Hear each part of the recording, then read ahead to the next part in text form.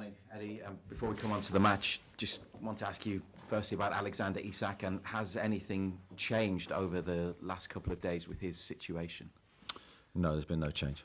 So he, again, won't be part of your squad? Is that your expectation? Yeah, no, he won't be part of the squad for this weekend's game.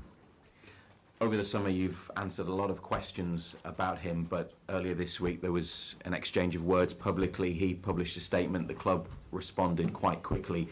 Is it helpful to you that there is now other communication about this situation coming from the club, coming from higher up?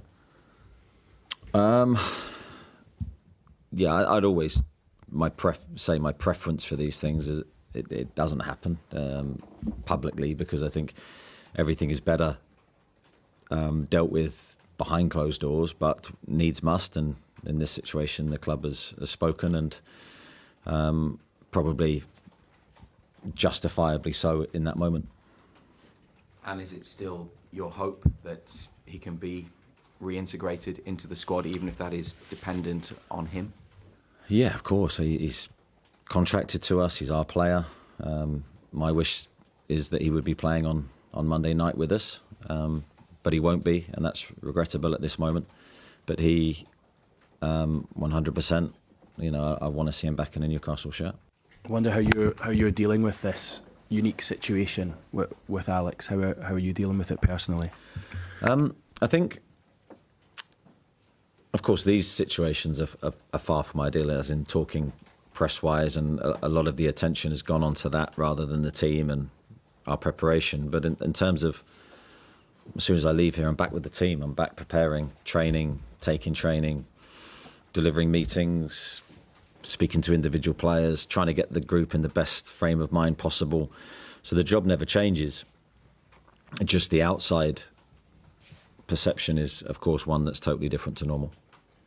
I guess you're seeing Alex though, aren't you? Because he's arriving in the afternoon to do his own training, and you're still here. Are you having conversations with him, and how is your relationship with him despite all this that's going on?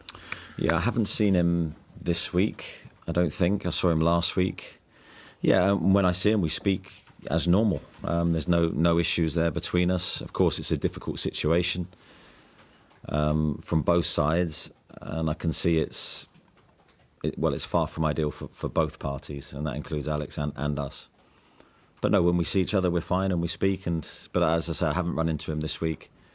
He's training later on and detached from the group, and of course then I'm in meetings and pulled all over the place during the day. My days are chaotic because there's so much going on in them. But we will, I'm sure, catch up at some stage and hopefully speak soon. And with every day that passes closer to the deadline, it's increasingly likely that Alex will be a Newcastle player beyond the end of the transfer window. You said that the door is wide open for him. How do you turn the situation around and reintegrate him well as part of the group? I think that's probably a conversation for another day. At the moment, that is not an option for us. So rather than talk hypotheticals, I'd rather talk when we get there, when we get to that point, and then, of course, we'll enter that phase and see what we need to do to try and get the best for Alex, get the best for the team, which is always the priority. But until that point, I think we're best focusing on the players we have available for the